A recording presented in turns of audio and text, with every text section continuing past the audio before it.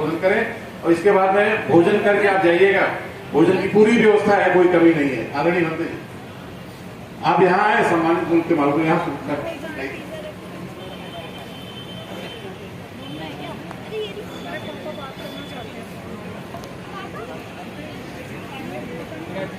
सर्वप्रथम महाभैषज गुरु तथागत भगवान बुद्ध को नमन करते हुए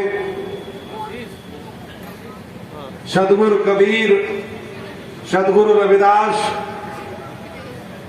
राष्ट्रपिता ज्योतिबा फुले, माता सावित्रीबाई फुले, हम सबके मसीहा बोधिसत्व बाबा साहब डॉक्टर अंबेडकर, आज बहुत ही ऐतिहासिक दिन है।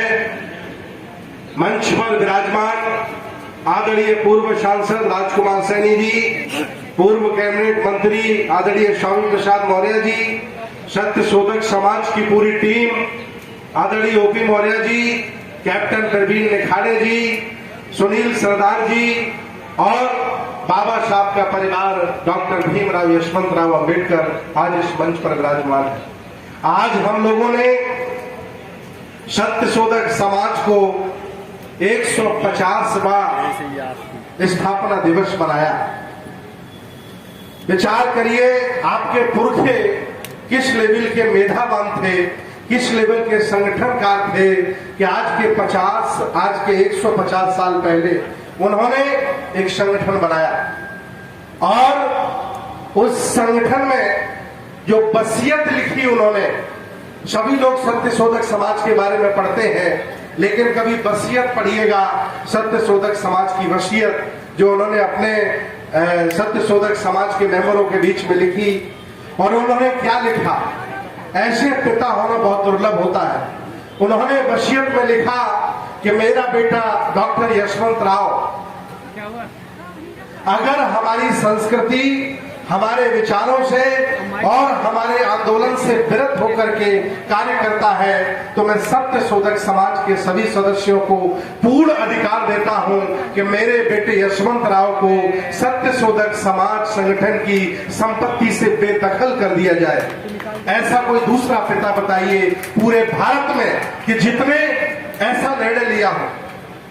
आजकल घरों में पिता पिट रहे हैं, गालियां खा रहे हैं, बेटा जिंदगी भर जय भीम, पिता जिंदगी भर जय भीम कर रहा है, बौद्ध भिक्षुओं के घर में खाना खिला रहा है और बेटा उसके अगेंस्ट जाकर के वैष्णो देवी के दर्शन कर रहा है। लेकिन बाप इतना कमजोर हो गया कि बच्चे को समझा नहीं पा रहा। लेकिन आपको ज्योतिबा फुले जैसा बाप बनना पड़ेगा कि जो ये निर्णय ले कि जो बेटा मेरी संस्कृति के खिलाफ काम करेगा उसे मेरी संपत्ति से बेदखल कर दिया जाएगा। लौंडे सुधर जाएंगे आप। बहुत लोग हमसे कहते हैं कि भक्ते जी हमारी समझ में तो आ गया, लेकिन लड़का नहीं मान रहा। लड़का तभी मानेगा जब राष्ट्रपिता ज्योतिबा फुले जी का निर्णय लेंगे। आज के विशेष अवसर पर एक बहुत महत्वपूर्ण आपको बात बताना चाहता हूं। जो आपको छोटा और नीच मानते हैं, उन्हें जब जब ये देश चलाने का मौका मिला, एक बार जब मौका मिला तो उन्होंने बौद्ध भिक्षुओं के सर काटे। एक बार जब दोबारा श्रवणकोल केरल में इन्हें राजा बनने का मौका मिला तो इन्होंने हमारे गरीब लोगों से, मेरी माताओं बहनों से स्तर कर वसूला। दूसरी बार जब पेशवा बनकर महाराष्ट्र में इन्हें शासन करने का मौका मिला तो हमारे वंचित, असहाय, कमजोर लोगों के पीछे इन्होंने झाड़ू बनवाने का काम किया। आज वही नफरत फैलाने वाले लोग आज फिर देश पर काबिज हो गए हैं और उन्होंने देश पर कब्जा कर लिया है और धीरे धीरे आपके संविधान को भी वो खत्म करने में लगे। कैसे हम कहें कि आप बहादुर हैं? जो हमारे पुरखे गिनती के 4-5 उंगलियों पे आप गिन सकते हैं, वो जितना बड़ा संघर्ष करके व्यवस्थाएं खड़ी करके चले गए। आज हम लाखों संगठन वाले, हजारों अध्यक्ष, राष्ट्रीय अध्यक्ष, सारे लोग मिलकर के उनके दिए हुए अधिकारों को नहीं बचा पा रहे हैं। इससे ज्यादा लानत और क्या हो सकता है इस पूरे बहुजन समाज पर। आज मैं आपसे विशेष निवेदन करना चाहता हूं कि जब बुरा वक्त होता है तो बहुत दूर दूर के विचार हो फिर भी मैत्री हो जाती है।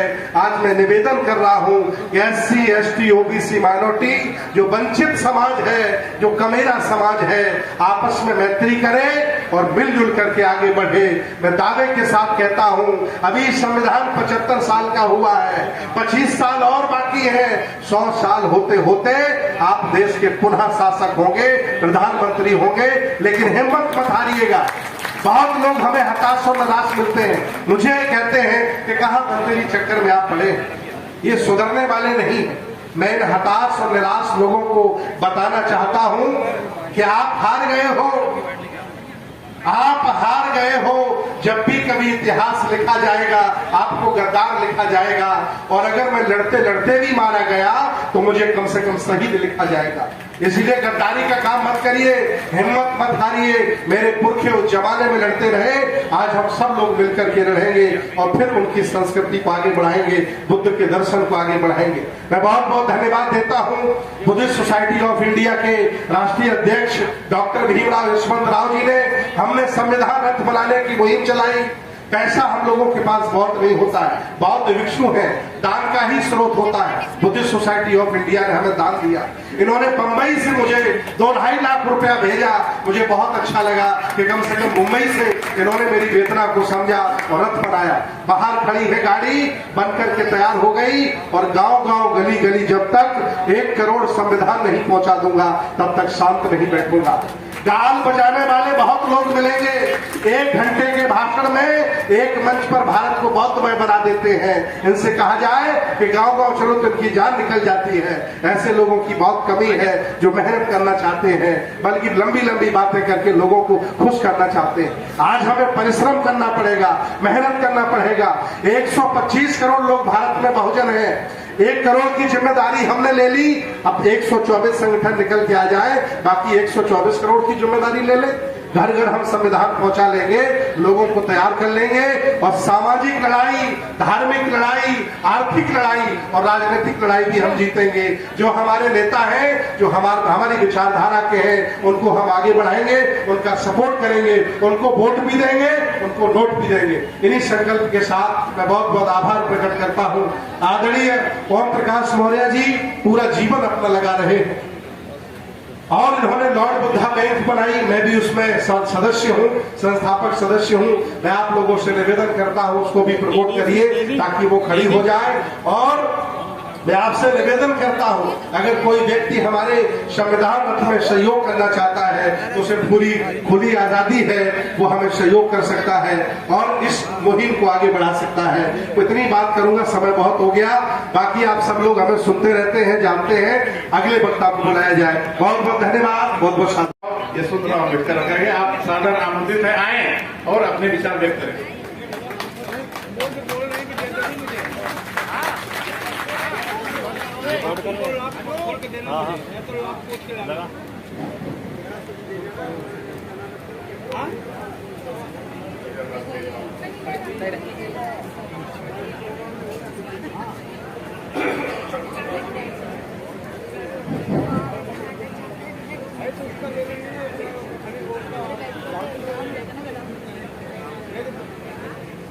महाकारुणी तथागत भगवान गौतम बुद्ध,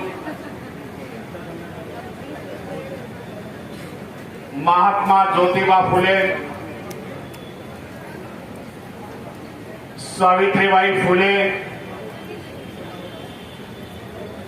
विश्व रत्न बोधिसत्व संविधानकार डॉक्टर बाबा साहब अम्बेडकर,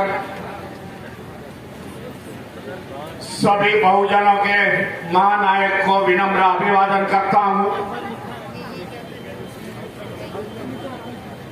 इस मंच पर आसीन जिन्होंने कार्यक्रम का निर्माण किया,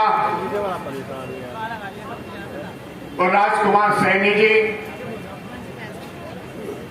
जिन्होंने अच्छा प्रबोधन किया, स्वामी जी प्रसाद, पंते सुमेध रत्नम, ओम प्रकाश जी मौर्य, इसलिए बोलता हूँ वहां पे लगा दिया कर। मंच पर सभी मान्यवर, उपस्थित भाई और बहनों, बधाई देना चाहता हूं 150 1 मिनट लगेगी भाई। सत्यशोधक समाज की निर्मित होने के बाद जो कार्यक्रम का आयोजन किया और फिर से इतिहास दोहराने का काम किया, इसके लिए आयोजकों को मैं बधाई देना चाहता हूं और ये भी कहना चाहता हूं यह समय क्यों आ गया, क्योंकि हमारे महापुरुषों ने इतनी बड़ी संगठन खड़ी की, लेकिन हम कम पड़ गए कि हम सत्यशोधक समाज आगे चलाने में असमर्थ हो गए। यह सच्चाई भी जाननी पड़ेगी और उस पर गौर पर विचार करना पड़ेगा। मैं मानता हूं आज के प्रोग्राम के बाद इस उत्तर प्रदेश या हिंदी भाषिक बेल्ट में महात्मा ज्योतिबा फुले की विचारधारा चले। महाराष्ट्र की बात करता हूं, जब बाबा साहब का महापरिनिर्वाण होने के बाद जब अंबेडकर